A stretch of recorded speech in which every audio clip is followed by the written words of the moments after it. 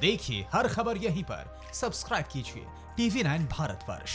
GD Bakshi साहब, और अब मेरा सवाल जो है वो ये है कि क्या चीन से बदला लिया जाएगा? क्या अमेरिका पूरी दुनिया को अपने साथ लाने में कामयाब होगा? बहुत हाइपोथेटिकल सवाल है, लेकिन मैं ये जो सवाल पूछ रहा हूं ये दो प्रीमाइस पर है सर। पहला, अमेरिका में चुनाव है, डोनाल्ड ट्रंप के पास अभी मान लिया कि ऑपोजिशन वीक है, जो बिदेन कमजोर हैं। भारतीय दर्शकों के लिए मैं इसलिए बोल रहा हूं क्योंकि हमारे पड़ोसी मुल्क है ये, और वहां पर कुछ होगा तो हमें अफेक्ट करेगा ही करेगा। लेकिन दूसरा, मेरे आपसे दो प्रीमाइस जो पूछ रहा हूं, पहला ये, अमेरिकन इकोनॉमी जब भी स्लंप में जाती है वॉर उनको उससे बाहर निकालता है। 2008 में हमने देखा, उसके बाद इराक और अफगानिस्तान का फ्रंट खुला। हमने देखा किस तरीके से स्पेनिश फ्लू आया, फिर उसके बाद वर्ल्ड वॉर देखा। मैं थोड़ा एग्जैजरेट कर रहा हूं चीजों को, लेकिन जो फैक्ट्स हैं वो हमारे सामने हैं। एक और चीज है N+ इलेक्शन। क्या आपको लगता है कि अमेरिका जो है वो चीन पर हमला करने या चीन को कॉर्नर करने की तैयारी शुरू कर चुका है? जीडी बख्शी साहब, और यही उसके बाद तुरंत सवाल मैं औरों से पूछूंगा। देखिए, चीन पे 2 दर्जे पे आरोप लग रहे हैं। Let's be clear on that. एक आरोप ये है कि साहब आपने लेबोरेटरी में ये बैट कोरोना वायरस पे स्प्लाइस किया, सार्स, और वो या एक्सीडेंटली या डेलिबरेट लीक हुआ है। ये एक दर्जे का चार्ज है। दूसरा चार्ज ये है कि जब आउटब्रेक एपिडेमिक का हो गया, आपने इंफॉर्मेशन को विदहोल्ड किया।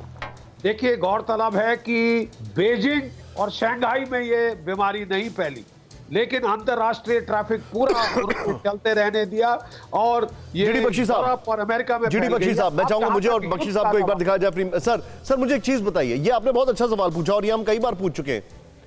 आप इसके पीछे क्या लॉजिक देखते हैं? और मैं सारे मेहमानों से पहले इस पे एक सवाल लेना चाहूंगा, प्लीज मुझे एक्सप्लेन करिएगा।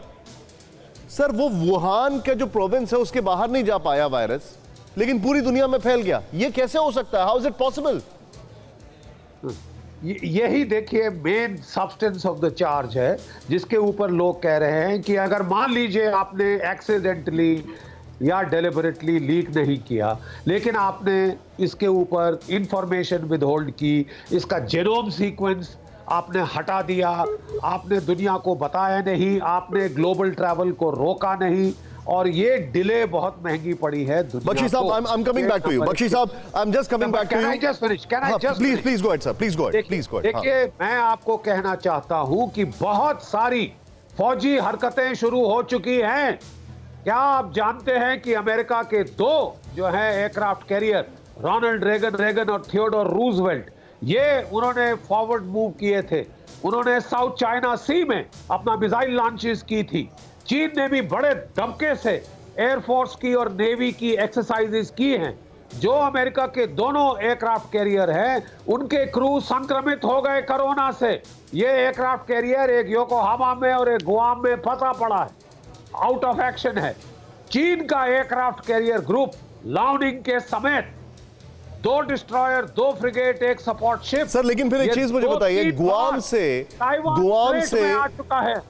बख्शी साहब, गुआम से अमेरिका ने अपने जो स्टील फाइटर्स प्लेन्स हैं, गुआम से अपने जो बॉम्बर्स हैं, वो क्यों हटाए? अमेरिका का कहना है कि हमें उसकी यूटिलिटी वहां पर नहीं दिखाई देती, तो उसकी वजह क्या है? ये जो संक्रमण है, अगर ये आपके आर्म्ड फोर्सेस में फैल गया तो चीन आधी लड़ाई तो वैसे ही जीत गया है बगैर शॉट बीइंग फायर्ड। आप चीन की मिलिट्री स्ट्रैटेजी पढ़िए, उनकी किताब है साइंस ऑफ मिलिट्री स्ट्रैटेजी, जो कि PLA ने छापी है 2017 के एडिशन में। PLA ने उसमें एक नया चैप्टर ऐड किया, बायोलॉजिकल वॉर। देखिए, अगर आपकी मिलिट्री डॉक्ट्रिन कहती है कि हम इसका इस्तेमाल करेंगे और ऐसी चीज होती है, तो मेरे ख्याल आपको जवाब तो देने पड़ेंगे साहब कि आपकी डॉक्ट्रिन ये कहती है। सर, आप बहुत बड़ी बात कर रहे हैं। परवाह देश की, सोमवार से शुक्रवार रात 10 बजे TV9 भारतवर्ष पर।